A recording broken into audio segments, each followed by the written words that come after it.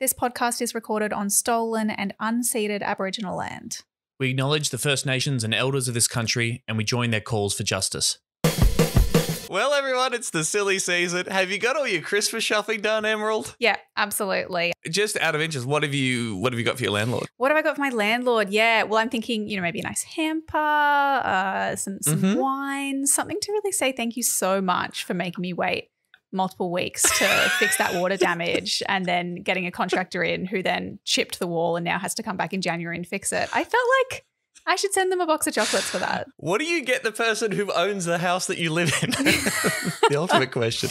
A real estate agency in Queensland has come under fire after it emailed tenants offering them the chance to buy a Christmas gift for their landlords. Canick & Co., located near Brisbane, sent out an email to tenants offering to facilitate the purchasing of select gifts, along with any handwritten notes that would be delivered to the owner of the property. Some of the offered gifts include a $50 white wine grazing box, a $55 festive sweets basket, a $70 self-care hamper, a $99 foodies hamper, and a $115 gift called All Things Golden. It's so bleak. It's so bleak, Tom. This year has been particularly challenging for both our tenants and property owners alike, and we understand some tenants would like to thank their property owner for everything in 2021. Who are these people? Well, they do exist because they're fucking desperate to stay in their home, and they think if they don't compete, then they will get kicked out because renters have no rights. Really? You think it's like a bribey scenario? Like, oh God, I hope I get. It's just desperation, and it's like an offering, like a like offering up a child or a virgin. It's the ever-pervasive. And praying to the landlord gods that they'll let you stay housed in 2022. It's the constant layer of fear that surrounds every renter. And then the best thing is that the director at Canick & Co., Michael Canick of the Canicks, had to do like a media round trying to justify and explain the situation. I did like this part. He said it was not meant with any ill will, but it was just something nice. Each tenant and landlord is unique, and some of them wanted to thank their landlords and wanted us to help us facilitate it. We can see where some of the criticism has come. Rent is obviously increasing across the board, but not all landlords are the same. Some don't want to increase prices. This was some... We just wanted to do a nice thing. That's all. Yeah. When they talk about good landlords, and their definition of a good landlord is I didn't increase the rent, or like I repaired the house when you couldn't live in it safely. And they're like, I am providing a service. I am a philanthropist. We've had landlords install air conditioning for tenants with no rent increase. Wow. Just installing air conditioning in Queensland, just as a sweet favour. Yeah. No rent increases for lease renewals for tenants, just as examples. My initial hesitancy was that it may be taken in the wrong way, and it obviously has for one of our tenants that have posted the email. It's quite upsetting, as the intention was purely to help facilitate either a tenant or landlord to purchase a small gift. Now, I assume they mean they need to facilitate it because the tenant can't find out where the landlord lives? Yes, because the landlord still has this weird, like in a lot of, where you have a real estate agent, there's this, the landlord is just this kind of like nebulous entity, like a faceless entity behind the screen of the protection of the real estate agent. And also when I receive an email from my real estate agent, I'm already fucking terrified. I already hate it. I'm like, what is this? I don't want it. And then imagine opening that email and then being like, please buy some chocolates. Like, I'm going to blow up my computer. I can't. Thanks, I hate it. Talk about the Greens, that bunch of idiots. The corporate world will reject his policies. They will reject the Greens' policies as loopy, as out of touch, as unsustainable, as destructive of the Australian way of life. Frankly, I've always found the Greens to be a real serious danger to Australia. Serious danger to Australia. Hey everybody. Hi, welcome friends. to Serious Danger, a podcast about Greens politics in Australia. I'm Tom Ballard and this is Emerald Moon. Hi. Hey mate, how's your week? It's good. I had my last work week. Oh shit. And did you do cool Greens things and fix Queensland for the benefit of the Marxist left? Yeah, we did. We actually wrapped up, that's right, we wrapped up our political project this week. We achieved, fully automated luxury communism, and it's time to do my last podcast and retire. Yeah. You weren't wasting your time doing any door knocking, were you? Yuck. Oh, door knocking. People don't like that. You shouldn't do that. More flyers is what I say. Or perhaps why don't we just take control of the media? Another good suggestion. Quick disclaimer, this is not an official Greens Party podcast. Not official. Greens aligned, Greens friendly, talking about what's going on in this country and how we on the left can win. This week's guest, so excited. We are chatting to Dr. David Caldicott. We're talking drugs, baby. This is a fucking good interview. You guys are going to love this interview. I'm still thinking about this. Like, I'm going to be thinking about this interview for weeks. It was so much fun. I can talk to David about anything, but also this topic he's really passionate about. He's an emergency department consultant, a senior lecturer in medicine, and an advocate with Pill Testing Australia. Normally coming into summer, it'd be music festival season. I'm sure people are partying in a variety of different ways. Maybe you are partaking in some illicit substances because that's what a bunch of people do, despite having 5 decades of the war on drugs. The Greens have cool policies on drugs. We're going to talk about exactly what those policies are, recently announced this year. And, David's going to give us an insight into where pill testing is actually at in Australia, particularly when cool countries like New Zealand sort of beating us to the punch, passing great laws and taking a common sense harm reduction approach to drugs. Thumbs up to that. He's going to do it all in his lovely Irish accent. So it's pretty good. Get excited. We're going to jump into the topic. We do need to give a shout out to an incredible media release courtesy of Adam Bant this week. I think that Adam Bant, mathematician. He knows facts and science. This is the media release. This is the entire thing that Adam's office released this week.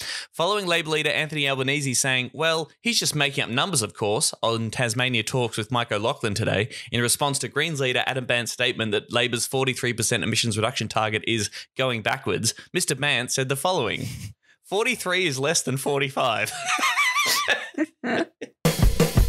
The term pork barrelling is common parlance, and if that's the accusation made on this occasion, I'm happy to accept that commentary. A lot of numbers involved in the story we want to talk about first up this week. Pork barrelling. The barrelling of pork, Emerald. Oink, oink. Little piggies putting their snouts in the trough. This week, the 9 Fairfax reporters, Katina Curtis and Shane Wright, delivered a shocking expose on the way that public money is dished out via government grants. Very briefly, the multi-billion dollar grants system used by MPs and federal ministers has become so politicised that coalition-held seats around the country received more than $1.9 billion over 3 years, while Labor electorates got just under $530 million, i.e. they were owned. A special analysis of more than 19,000 individual grants shows huge discrepancies among the nation's 151 electorates, with a boundary line, such as a road or a creek, separating communities from potentially millions of dollars.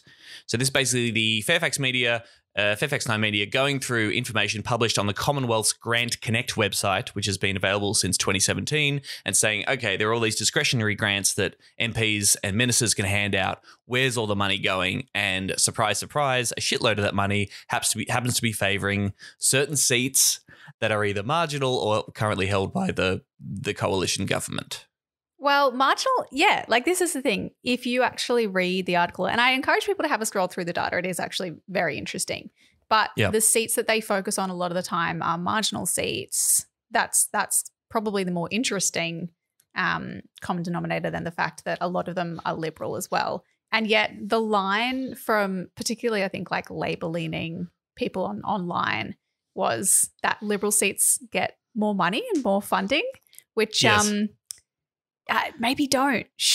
Like, that's not a good election strategy. Don't say that. And it's also just not when it's not even true necessarily. Like, yeah, it's a strange message to go with. This was our little hot take that we were messaging each other about this week. Yeah. And we were like, we weren't sure if we were allowed to have this take, and maybe it was just too hot for TV or what have you. And then I think by the end of the week, more and more people seem to be coming out and saying, is it a great electoral strategy for an opposition party to be drawing attention to the fact that the party that's currently in power seems to reward people who vote for them with shitloads of money and funding in a variety of different projects, even if it stinks, right? And we can get through some of the details about how much of this does actually stink and it's bad. Oh, yeah, it is bad. But the headline takeaway seems to be vote for your local coalition MP and you might get some cool shit in your community. Which is exactly what Scott Morrison ran with, like that he was like, oh, they must have some great MPs in there working hard and getting their constituents extra money. You did a great impression of him on Twitter too. People should check that out. Yeah. Of what Scott Morrison looks like when he's being asked about how corrupt and fucking evil his government is. Chin up, big old smile. The little smug. Rocking back and forth. The rock? Why does he rock back and forth? That's what I want to know. in a very punchable way. But again, he's just he doesn't have to say anything. He just says, yeah, we deliver. The coalition MPs deliver. And it was pretty extraordinary how brazen it was. I mean, I think it was asked pretty straight up about this by one journalist, asking, are the voters in these electorates being punished for voting Labor?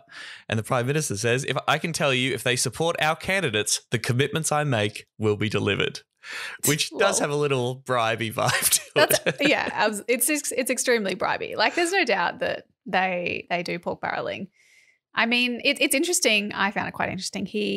When he was having that press conference where he responded to this report, he happened to be in Ryan, which, as we know, is a marginal seat. The reason he was there is because it's a marginal seat, but it's also not a marginal seat for Labor and Liberals. It's more likely to fall to the Greens.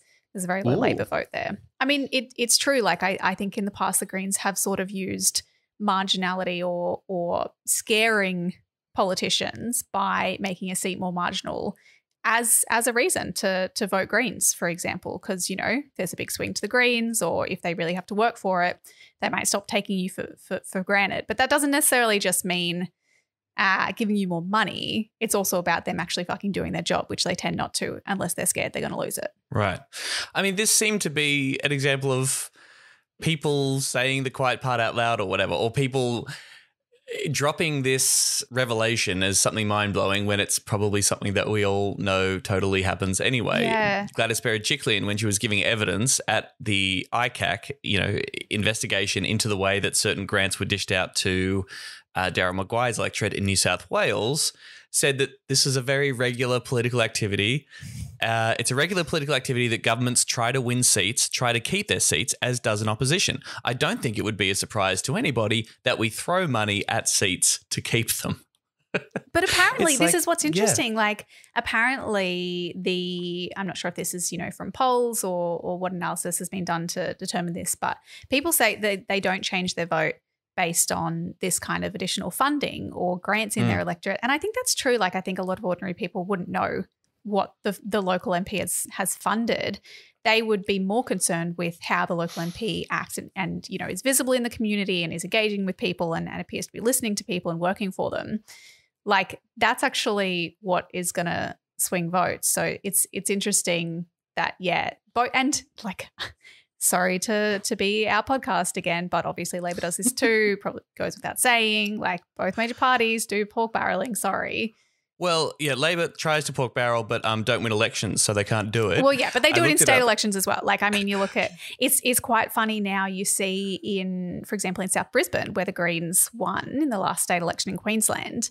And we won that from, it was clearly a marginal seat, won it from Labor, and they had a whole lot of election commitments for some reason in that particular seat that they're now having to deliver because they still want government.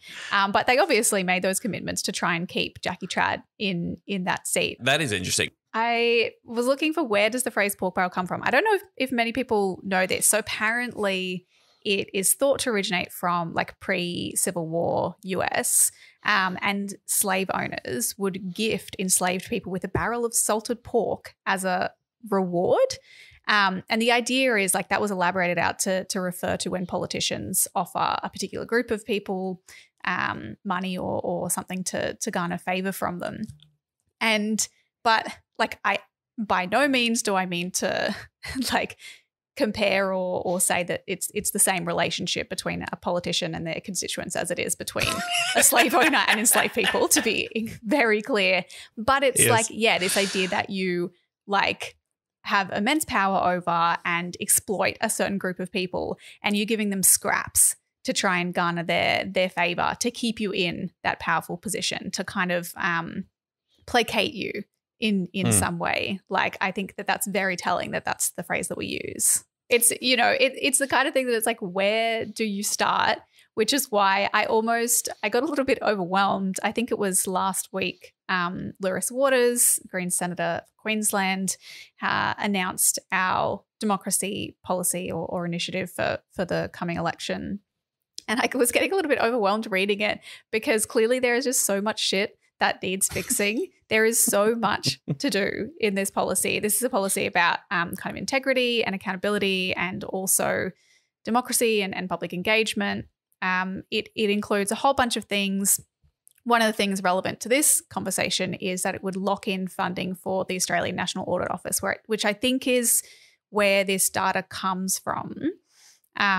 Lock in funding for them to keep reporting on these programs and use of public funds. And also that they would stop public funds being used to promote party political interests. So, maybe don't put the LNP logo or the Liberal Party logo on vaccine communication, for example. It's not really necessary. But there's also stuff like, a strong independent national corruption watchdog, that, the Greens got our bill for that passed through the Senate and the government's too scared to debate it in the House. Things like truth in political advertising laws, maybe stop Clive Palmer doing his nonsense ads, although be a little bit less material for this show. So I'm not really sure we support that one. But yeah, and banning, donations from dirty polluting industries and banking industries, defense, pharmaceutical, capping all other donations to $1,000, real-time disclosure, fixing freedom of information laws, a code of conduct for politicians and senior staff, a public interest democracy fund, citizen juries. It is an extremely long list. I don't even know where to start. But you're right. I mean, and look, I will give full credit to Labor in that they are trying to tie, I think, this story and these ideas of all these slush fund stuff, tying it into the larger narrative around integrity and trust. And they can use it to hit the government hard on the Integrity Commission, which it does seem to be at this stage. I don't know, like the Morrison government is not going to fulfill that election commitment. That looks a little bit shady and dodgy. And so Labor is trying to make political capital out of that. At the same time, they used these revelations this week and these ideas about the government grants process to hit the government on waste, right? And saying, oh, yeah, we got this media economic outlook and the economy seems to be sort of recovering, but the budget would be in much better place if they weren't handing out this money left, right and centre and all this waste, which is just, again, just shitty politics. The government should be spending more money to make people's lives better. Yes. And Adam Bant, I think, tweeted this really well. Today's economic check-in shows that Liberals are committed to offering no hope, no systemic change, no reform to deal with the challenges of the pandemic recovery. The only turnaround they're planning for is a recovery in the polls. The $16 billion in unannounced measures, which we learned about this week as well, is too small to offer any real changes to people's lives, but more than enough to buy a bunch of car parks in seats the Liberals are desperate to win. That feels way stronger to me as an attack. Yeah, and this is so that $16 billion, just to be clear, that was in the My Effort. What does that even stand for again? Mid-year. You mean the mid-year economic and fiscal outlook, Emerald? Oh, wait. Is that what it is? Really? Okay. That's what it stands for. Yep. I knew that. Cool. I didn't You're have so to look smart. that up, You're so so that's smart. fine. You didn't Google that. But yeah, so there's like $16 billion in there that they just won't tell you what it is because they're saving it for election announcements. Brilliant. But yeah, like this is something I've been thinking about a lot. It's like that thing when people go, oh, there's this private school that's got all these fantastic facilities. And their response to that is, that's ridiculous. These kids don't need great facilities. And it's like, no, wait, the problem with inequality is not that some people have great things. It's that everyone doesn't have great things because everyone deserves great things and everyone deserves a good life. Yes. Vote Labor and then no one will have a good time. Yeah, that's right, because they don't deserve it. Want a hit? What's the matter? You scared? No. So, you still think it was your choice? Well, I didn't want him to think I was a wimp. Better a wimp than an all-day sucker. Over that direction, there is the main train line that used to be from Canberra down to Cooma, and that represents the border between the ACT and New South Wales. And so we're the first line of defence against New South Wales as and when they choose to try to take the border. So, and I hope the children are trained to, be that line of defence when the time comes. Oh my God, they're like little ninjas, all bladed weapons they're trained in. We haven't got into firearms just yet, but we're getting there. Time will come, You're looking down the barrel of a post-apocalyptic world already. So anybody who's not getting their kids into this at the moment is foolish. Right, that's exactly right. All right. Well, I had to break it to you, but we probably will have to introduce you and then talk about drugs for a little bit at least. Roger. Understood. But all right. So we are here today with Dr. David Caldicott. He is an emergency department consultant, senior lecturer in medicine, and an advocate with Harm Reduction Australia and Pill Testing Australia. It is an absolute pleasure to have you on the podcast. Welcome, David.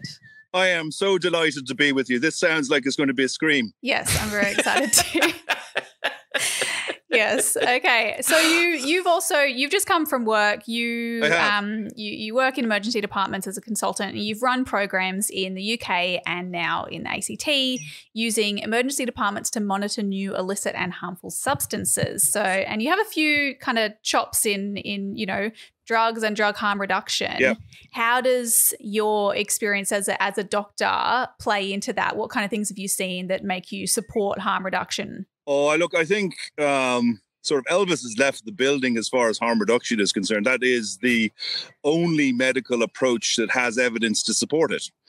There's not anyone with any decent credentials in medicine, in healthcare, and probably mostly in science that believes that prohibition is still the way forward. Prohibition is almost exclusively a political approach to a medical problem at the moment. So, it's nothing to do with me. I'm just sticking to the evidence, as I would with any other. If I was treating heart failure or pneumonia, there is evidence base there that allows me to say this is what we should be doing.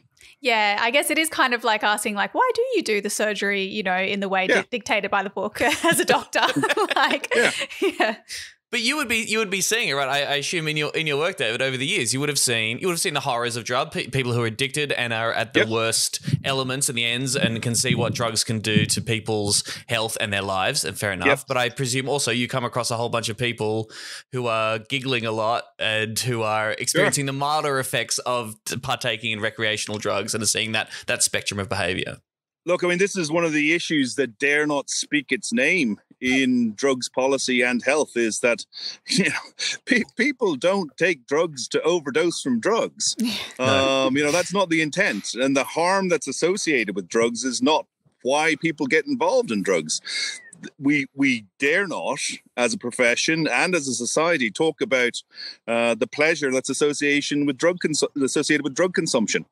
We can and will talk about pleasures that are associated with legal drug consumption, where the literature, the media, I should say, is awash with advertising alcohol and the relaxation benefits of having a beer with your mates and all that. There's no moral difference at all between alcohol and any other drug that's illicit. There's definitely a spectrum within the nature of harms that can be caused by drugs. That's certainly the case. But the morality is just a function of history and coincidence. Yeah. So, I mean, I see far more harm associated, and it would be the same for every single emergency department across Australia. I see far more harm associated with alcohol than, say, for cannabis or any of what other people might call softer drugs. Yeah. So, I think one of the other things that appeals to a lot of people involved in harm reduction is addressing the hypocrisy the different standards that exist between the way we address alcohol and, say, cannabis, for example. Yeah, very true. I mean, it's been a shift in my own politics and my understanding of drug policy over the last few years, going from, understanding harm reduction folks may have heard the term, but when we say that, what we mean is acknowledging that people will use drugs and there may be potential harms. How do we reduce those potential harms as best we can? But there's that can then kind of have that like pitying tone to it almost, that it's like, people will get addicted to drugs and the poor people who use drugs, which they shouldn't, blah, blah, blah. But moving away from that to some people can enjoy drugs and they may do it safely or, not necessarily safely, but with minimal harm.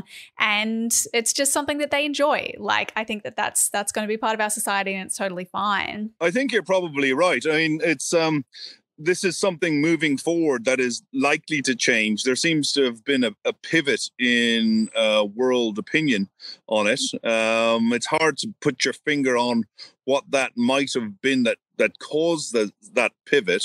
There's a very famous physicist, a Nobel Prize winner, called Planck, with a K. And his theory is that great advances in science and health and the like, they don't come from new sort of papers or research or whatever. They come from the attrition and death of stupid people who are opposing the advances of science. And, you know, and this is from a guy who I think was, you know, early 20th century, and he's before his time. And I think that's probably what's happening, is that a whole dumb bunch of people with a dumb bunch of ideas are just shuffling off this mortal coil. In a lot of ways. We saw this in Ireland, you know, when people were complaining about the ready availability of condoms back in the 80s. Yeah, a whole bunch of them just died, and we just got on and started selling condoms. You know, it's just eventually you just got to wait them out. Yeah, that's what I say. Wait them out. It would be nice if we didn't have to. You know, if we could. And like probably one of the biggest examples of this, and something you've been involved in a lot, is pill testing, and particularly at festivals. And there's kind of two ways. You know, there's the really tragic angle, the fact that, you know, young people a lot of the time have overdosed and have died at festivals. Sometimes from, you know, maybe they'll take a whole bunch of pills when they see a sniffer dog, or the pill wasn't what they were expecting. And there's that side of things, but there's also that people go to a festival to have fun, and how can we make that as safe an experience for them as possible? You got a bunch of people who are aghast at the idea of young people using drugs. Well, I'll raise you.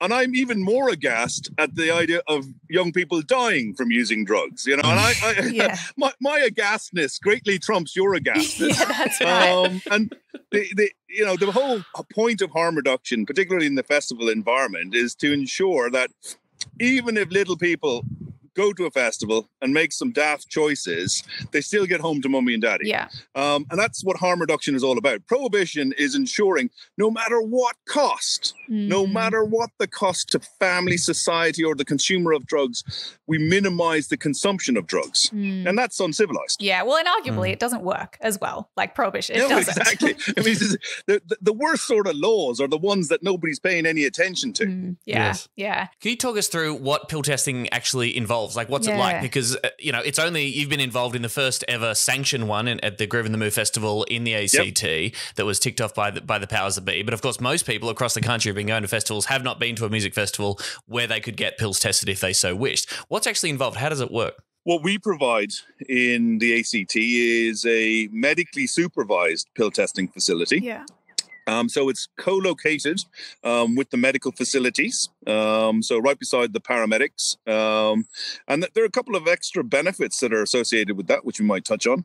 But people who come to us are obviously free of police scrutiny, because we're doing it under the aegis of a medical intervention, and we're maintaining their medical confidentiality. I mean, the first time we did it, people were still semi-convinced that we were working undercover for the cops. Wow. They couldn't quite get their heads around the fact that, you know, it's all going to be okay. We're here to chat. Yeah. In terms of, you know, because whatever objection has ever been raised about pill testing in Australia, we've heard. You know, we've heard it over 2 decades. And so the mechanism that we set up was to address all of those objections. So the punter will come up. You're not allowed to bring your telephone in because it's medically confidential. You're not allowed to take photos. Everybody's got to understand it's a safe place. They'll present their product. It'll be photographed and weighed. It'll be analyzed. The chemists will tell me what is in the product. I'll provide some medical context as to what that may or may not do. And then they'll go and have a much longer chat with our peer review people about what their intent is, about whether they, you know, how they could make their consumption of this as safe as possible. The caveat, what we always tell people, is that if you want to be 100% safe with regards to drug consumption, well, you probably shouldn't use any drugs. If you want to be 100% about, you know, safe about getting on an airplane and it not crashing, well, you probably shouldn't get on a plane. Yeah. You know, people are making these conscious decisions all the time. But what we're doing is providing them individualized context for their choice. And invariably, they are making safer choices as a consequence of that input. And so we get the results that we get, where Groove in the Moo in Canberra had no overdoses from illicit drugs the last time we ran it.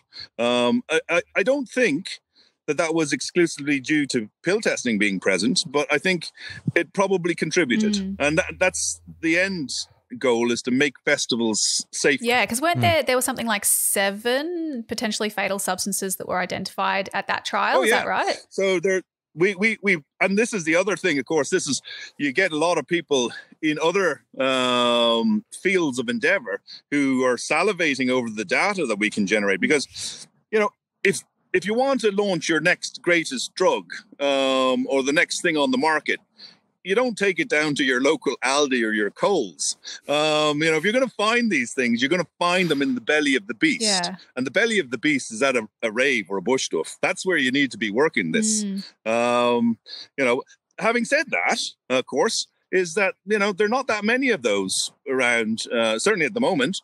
And so the next step is to provide a static service where people can come throughout the year. So we may have, I don't know, maybe 3 or 4 big music things in Canberra every year, but that only allows us to take snapshots of what's going on in the market. And what we really wanted to be doing is be taking a like almost a video, a constant stream of data, so that we can provide information to other healthcare providers and other people who are interested. It's all de-identified, so we're not giving away any medical information, but we were certainly able to pick up some, you know, very unpleasant creatures while we were on our butterfly collecting trip. Yeah, I bet. And so we're talking about, so, you know, not just at festivals, but pill testing around the community.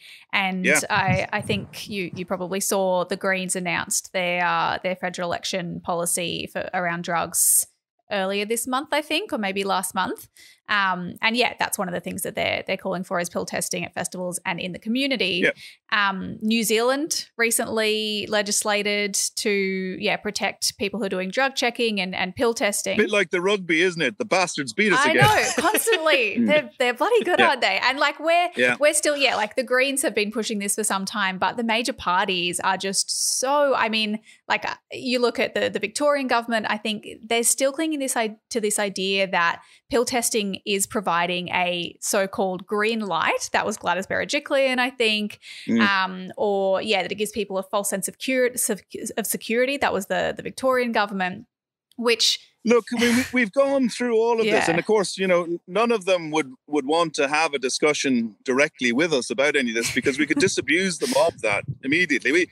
We've done show and tell at the Victorian Parliament. We've done it in the New South Wales Parliament, and on the 2 issues that you mentioned, that it provides a full sense of security. I tell you what, there's nothing like having a grumpy Irish emergency doctor in your face talking about the hazards of drug consumption to disabuse you of any sense of security. So you're telling me you're not just giving them a big thumbs up and go, off you go then? No, this is absolute bullshit. That's absolute bullshit. It drives me mental to hear people, because these are people who are saying this who have never seen it in action. And one of the things that was really interesting, to his credit, the commissioner from the special inquiry into ICE took up our opportunity or our offer to come down to Canberra and watch what we did and how we did it. And he was quite clear. And this is why you've got things like the 2 inquiries, the inquiry into music festival deaths and the special inquiry into the drug ICE and other amphetamines, which was commissioned by the New South Wales government, who recommended that they should be introducing pill testing. And so it's got nothing to do with evidence. It's got nothing. This is to do with a political position that is unpalatable to some. You know, it's terrible that it's the case, but it really is a leprous dog of an issue, and that people are terrified of addressing properly. You know, it should quite clearly be a health issue. We've seen the evidence of how that works, you know, when it's addressed elsewhere, like in Portugal. I mean, I came to Australia in 1999, where you were getting your war on drugs, or the proxy war on drugs, the top on drugs stuff. And it's never changed since.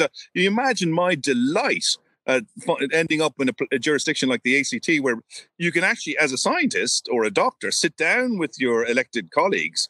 And I would point out, you know, that's probably as a consequence of being in a jurisdiction where there is joint management by Greens and Labour. We'd say so. So I think that's important because I think certainly our colleagues in the Greens. I'm non-partisan. I'll talk to anybody who wants to talk about drugs. But our colleagues in the Greens were very eager, and as a consequence of being in government, we're also able to encourage members of government from the Labour Party to come and talk. And as a consequence, we are the most progressive jurisdiction in Australia by a country mile. By a country mile. I mean, it'll be yonks, it looks like, before anybody else attempts to take on some of the issues that we have taken on. It's a small jurisdiction, but we may be small, but we be fierce. Yeah, and also more representative of the broader, support for this kind of policy that we actually see. I see it very much. It's like climate change. Yeah. So like in Australia, you've got a massive group of people, a proportion of the population who just think that, what we're doing in Australia at the moment is daft. And we're not being represented by those that we are set. Yeah, thanks very much anyway to your 7 viewers or however many. Thanks very much for sending all the people that you send here and then blaming us in Canberra. Yeah, thanks.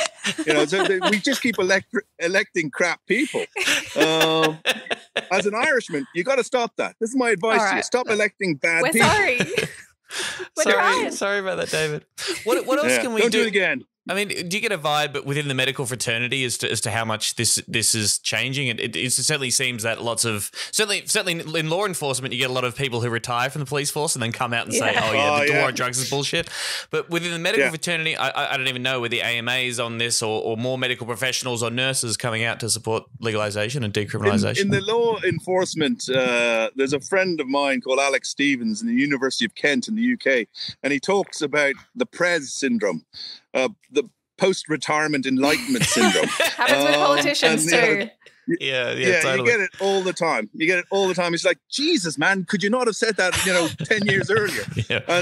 And behind the scenes, a lot of politicians will say, when I was in Adelaide, as a registrar with politicians, and they said, I completely agree with you. Just can't say it out loud. Yeah. And it's just crap. When we started here in the ACT, a good example was at the time, the chief commissioner of police heard what we were trying to do and was like, right, okay, you come in here now, boyo. And so I got sat down and we chatted and we talked a little bit more, and they gradually began to understand what was about, that we weren't encouraging drug use. Yeah. We were just trying to get people to get home safely. I met, because originally, of course, the AMA, the Australian Medical Association, was deeply opposed. But you have to remember that the AMA is quite a political organisation. And in the past, there have been some very conservative-leaning individuals as presidents of the AMA and as presidents of local chapters. And, of course, many of them aspire to careers in politics down the line. And so, their positions are frequently coloured by those future aspirations. But the AMA came on board, and then we started picking off the general, the medical colleges. We gradually began to recruit people to come out with position statements, the paramedics, the pharmacists. So we now have, over a dozen peak bodies in Australia that support pill testing. Nice. Because science. It's not tricky. It's just all the evidence is there. Yeah. And so the only opposition is this strange moral thing that you keep doing. This idea that if you were trying to employ somebody to run a blood bank, you wouldn't employ somebody who was opposed to blood transfusions. And that's what we're kind of doing here, is that, I utterly respect people who have a moral issue with drug consumption. That's absolutely fine. But they don't get to determine policy on the basis of that moral approach. That's not science. That's not healthcare. Especially if we've tried their way for, the last fucking 70 years or more, and it hasn't worked. So maybe time to try something different. It's never, ever worked. The only KPIs that exist for prohibition is how much drug was seized. And that is like the tip of the iceberg always. or the price. They usually generally inflate the price of what has been seized. But that's not a reflection of success. That merely tells you that there's this still, no matter what everything you've done, there's still this massive demand out there for what you're trying to prevent, and you're just skimming the top of it, and it's still coming in, and doing your press release. So, I remember once watching on the news a report about a massive seizure. I think it might have been that massive one, the biggest ever drug seizure in Australian history. And I was watching that report. Everyone is the biggest one ever. Yeah, while I was waiting for my drug dealer to arrive at my house. So I felt like, it worked. War on drugs. They're still hanging in there, guys. They're still figuring a way to get through the system. How about that? We are now in a situation where the greatest harms from drugs are coming from our attempts to interdict them, not the drugs themselves.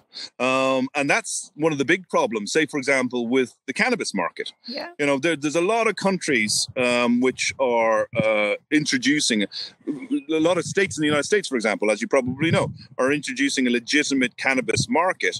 And do you know what? The world hasn't fallen down. It's just something else. We are sensation-seeking creatures as a species. That's what we do. That's why we have such a problem with alcohol in society, is because we like how these things make us feel, and you can't change people liking that sort of shit. All you can do is change the safety profile, and it's quite clear that a safer market is a controlled market. I don't use any of these drugs. Obviously growing up I did, but I don't anymore. But this is just, again, science. This is just healthcare. It's got nothing to do with, you just want to use it yourself. No, I don't. You're never telling me you've never pocketed some stuff. You're doing a pill test out there at the festival, and you test something, you think, fuck, that is fucking it's mint. terrible stuff. Why do you think I'm doing pill testing? You guys have got a crappy market, and so no, I definitely I'm would sure not. you could do better. And that's kind of the thing that I would say to my kids as well.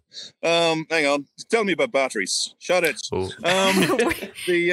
I would say to my kids, I would really prefer that you didn't use drugs. Yes. But if you did, I would really prefer that you didn't embarrass your daddy by dying using drugs, because that would make a mockery of everything that he stands for. This is the idea that you've got some utopian option where all the children will do what you want. That's the idea of people who don't have children. They've got no idea how they're like chickens. They're like fucking chickens. You can't control children. Look, we should probably, even though we could chat shit and I'm chat getting drugs high with on you. your Vibe this is my already, drug. and your passion for the subject. Yes, we're high on David Caldicott. Tom, you're a flirt. Stop it. Yeah, should I just leave? Are you going to be out there pill testing this festival season over the summer? Look, if there's a festival season, we'll be there. Okay. We know we've got great support in the ACT, not just from government, but also from law enforcement. So we'll be there. But man, who knows? Yeah. It's really up in the air at the moment as to what 2022 is going to look like. Sure. We're staring down the barrel of a fourth wave here. Yeah. And I don't know where you guys are chatting to me from, but if you're in New South Wales, please pass on my congratulations to your government for opening up in the middle of a fourth wave. Luckily Tom's in Melbourne, I'm in Queensland. So yeah. Oh right, very good. Right. Civilized. Yes, that's all. Congratulations. If people want to help out, if they want to join the cause or support what you're doing at Pill Testing Australia or drug harm minimisation generally, what should they do? How can they help? They can either visit us. There's a Pill Testing Australia website, and there's a Harm Reduction Australia website. I think the most important thing, I'm not personally, and it'll drive my colleagues mental, but I'm not a big person to ask anybody for money or anything. I think the biggest thing that anybody can do is to continue having sensible conversations, stop being cowed into thinking that you're wrong. That's a standard technique, is to silence the debate. And that's not the mark of a civilized country.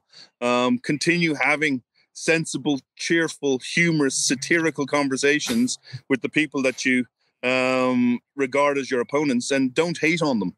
They are coming from a place of probably as many decades of misinformation as we are from a position of knowledge. So you just got to gently change everybody's mind bit by bit. Good advice. Or wait till they die. All right. All else fails. All right. Thank you so much for coming on the pod, David. We really appreciate it. Great fun. Thanks, man. Anytime. I'm not chicken. You're a turkey. He's right. Drug dealers are dorks. Don't even talk to them. Cowabunga! What a guy. Oh my God, my new drug. I'll have what he's having. I have a shared experience with David that I didn't get to bring up while we had him just now.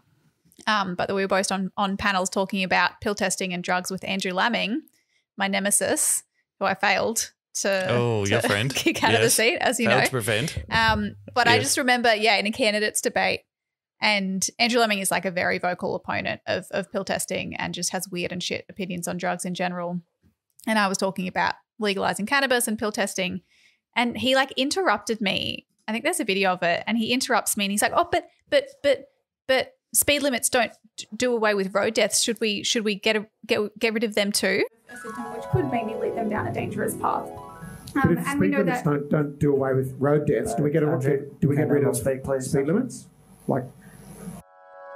And I didn't hear what he said at the time, but I just will never forget that, because it's exactly the argument that David was just making, that it's like, no, this is the whole point, that we know that driving a car can be dangerous, like we know doing drugs can be dangerous. And instead of just telling people it's illegal to drive the car or don't drive the car, we tell them how to safely drive the car, and we put as many measures as we can in place to like prevent them from doing undue or unnecessary harm to themselves while they use the drug or drive the car. So fuck you, Andrew Lamming. Your opinions are wrong.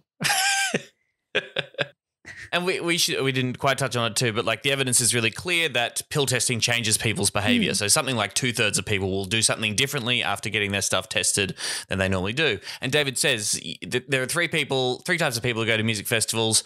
People are going to take drugs no matter what information they have, people who aren't going to take drugs, and people whose minds can be changed. Yeah. And that really is the target audience. You're focusing on these people who, want to have drugs because, as we've discussed, they can be fun, which is also something that you're not allowed to say at all in our society, whereas everybody knows it's true, because that's why people keep doing drugs, because they do have fun times on them in the same way that they have fun on alcohol. And they are receptive to information. They also don't want to die. Funnily they would like enough. to have some fun at that music festival with their friends and also not die, weirdly. And by giving them more information, giving them health advice, treating this like a health issue, you can absolutely reduce harm and save lives, which is good, I would say. Thumbs you know up what doesn't on that. save lives? Fucking sniffer dogs. No, the very opposite. Yeah, it's of pretty that. wild. Like, this is obviously something that has a lot of popular support, and it has support from the experts, and we know that it works. But like many other things in the drug space, the major parties are for some reason terrified to touch it because of this ridiculous like hangover war on drugs. And the Greens are the only ones who are proposing an alternative. How about that? And this is one of those, we might have debates that come up on the show about, how much mainstream Australia does the Greens represent? How much should we position ourselves as the mainstream values party of Australia, or what have you? But this is a very clear instance in which the political class is way out of step with what ordinary people want. Nearly half of all Australians have used the party drug at some point in their life. Millions of Australians use marijuana every single year. Overwhelming majority of people are in favour of pill testing at music festivals. I was about to say drug festivals as then. they should be. But certainly. I mean, we should organise drug festivals and provide federal funding for those. That's a policy that I'm not the putting Greens. to This is national not an official conference Greens soon. podcast. And, even there's now majority support for decriminalising or legalising, rather, marijuana in Australia. And as David was alluding to, this is happening in states all across the US. Everything's going fine. It's better. That they've acknowledged that the 5-decade war on drug thing is bullshit, and those changes are making. So you've got this popular opinion. Everybody knows the realities of drug use in this country. Everybody knows some basic common sense things we can do to make it safer. But still, the boomer mindset, even by Generation X politicians, such as Scott Morrison and Anthony Albanese, both technically Gen Xers, I believe, they're still in their minds tied into this idea that you can't say anything positive about drugs and that the only message is just say no, Nancy Reagan fucking style, and then we're just locked in this. It never works and nothing ever changes for the better. It's I mean, the stuff in the States, like obviously I have some concerns about like the commercialization of cannabis production, for example, and like the monopolization of that by massive companies and how that continues to fuck over. I endorse Clive Farmer's argument that the Greens policy is free marijuana for everybody. That's right. I think that's really good. That's good. I still think it's better than fucking locking people in jail for using drugs, which is what's happening right now. And I think John Steele John is the senator that's leading the drugs campaign for the Greens as the health spokesperson. I think that he'll probably come out with more details of each of the reforms over the next few months. But the overall approach is it's a health issue rather than a criminal one. So the Greens would legalise, tax and regulate cannabis. They'd fund pill testing at festivals and 14 new pill testing sites across Australia, double Commonwealth funding for alcohol and drug treatment, expand safe injecting facilities to each capital city, and fully fund opioid substitution therapy.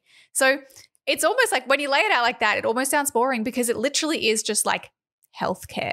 Totally. And that is, I would argue, something of a compromised position, right? They're not saying legalise MDMA tomorrow. Which the Queensland Productivity Commission recommended. Did you know that? What? This is a whole other, but like the Productivity Commission federally, absolute just like publicly funded neoliberal think tank and should be abolished. Yes. Queensland Productivity Commission, generally not a super radical organisation, but in their inquiry into recidivism and imprisonment, one of the key recommendations was legalising those like lower risk drugs like cannabis and MDMA. And the state government was just like, really? No, we don't want you to tell us this. That's the wrong kind of thinking. That's bad thinking. Less of Commission. that, please. But yeah, like even this like theoretically quite conservative body, and we're seeing this more and more, like people are just like, okay, can we like drop the act now? Like, can we just, come on, guys. Well, if you're partying in any way in summer over the coming months, or indeed in your life, look after yourself. Take care of yourself and your friends. Drink lots of water. That's very important. Call your mum and your dad or whatever. But, I think that anything that we can do, particularly as young people, I think this is a very relevant cause for us. And it inspires me that this is a very, very clear-cut case of the Greens cutting through with a sensible message in which there's no defense for continuing the war on drugs as is, with no changes whatsoever, not being at all receptive to new ideas or different approaches to this very real thing. And it is ironic to me because the left are constantly painted as we're the wacky ones, right? We're the utopian ones. We're too naive. We don't know how the real world works. We don't know how real things actually work. And then you say, well, this war on drugs thing you've got going on isn't working very well at all. Here are some sensible solutions to minimize the harm. No, we can't possibly do that because our brains are melted, and the Daily Telegraph will be mean to us if we do so. So go Greens, I say on this front. I think it's good news. Yeah, even if you're a straight edge nerd like me. I just want to shake some sense into you kids that are using drugs and thinking about using. So remember, don't or else. Okay. And what a week it was. We got pork, we got drugs, we got bloody wine hampers for your landlords. Thanks, everyone, for joining us for another week of Serious Danger. Before we go, we have our call to action. I think this week we're coming up to Christmas. Obviously, there are a lot of kind of charities and organisations that do stuff for folks who might be not able to afford, kind of a food or presents for the family this Christmas. Our call to action is go find a local organisation and help them out. One that we'd suggest is Meals on Wheels. Meals on Wheels is so cute. My dad does Meals on Wheels. They're very cute. Yeah. Yeah. And they bring the food to folks. I think it's mostly elderly folks, right? Yeah. Yeah. Folks who can't sort that stuff out for themselves and just need a little bit of help. You can drive around a little car, deliver delicious meals to those folks, say hello to them, Merry Christmas, make sure they're not too lonely. It's a good thing to do. Yeah, I think having a chat is probably like 50% of the service. Yes. Right? I think of it like door knocking, but with food, right? Well, that's the worst thing that you can do to someone is knock on their door and have a conversation with them. So don't do that. Yeah, true. Okay, I'm so sorry. Mm-hmm. I'm a fucking criminal. But otherwise, yeah, if you don't have local Meals on Wheels, look at Food Bank, look at, there are organisations like Communify in Queensland. If you can afford it, your time or your money, try and help someone out who needs it. Yeah. Obviously, the best thing you can do right now is wear a Hawaiian shirt. That's a really really helpful, and that changes people's lives. So that's a good thing to do. You can also follow us on social media. I would love as a Christmas present for us to get to 1,000 followers on Twitter. That's my little ask. We're getting pretty close. That would be so nice. 850. Can you also follow us on Instagram as well? That's less important to me because Emerald takes care of the Instagram, so I don't really care. Follow on Instagram if you like Emerald, and on Twitter if you like Tom. But if you were just following on Twitter anyway, and it's not that you like Tom, make sure you message and say, I actually like Emerald. Okay? At Serious Danger AU on those places. We're on YouTube, we're on SoundCloud. You can go to seriousdangerpod.com for all the details, and you can support the show too.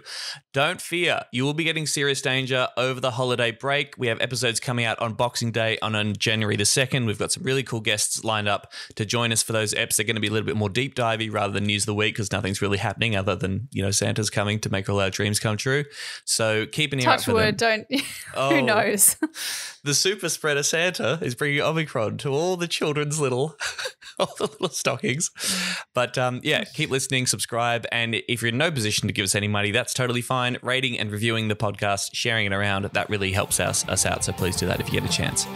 Serious Danger is produced by Michael Griffin. It is made possible with the help of the Greens Institute. Share it far and wide and get in touch if you like. Send us an email, hello@seriousdangerpod.com. Merry Christmas, Emerald Moon. Feliz Navidad.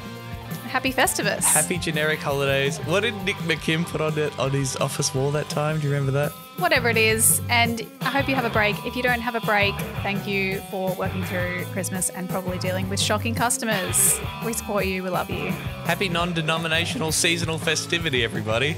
That's right. That's all we're allowed to say, actually. I just got a message. Adam Bant was saying, don't fucking say Christmas before you guys are out. The war on Christmas continues. Bye. Bye. Serious danger to Australia.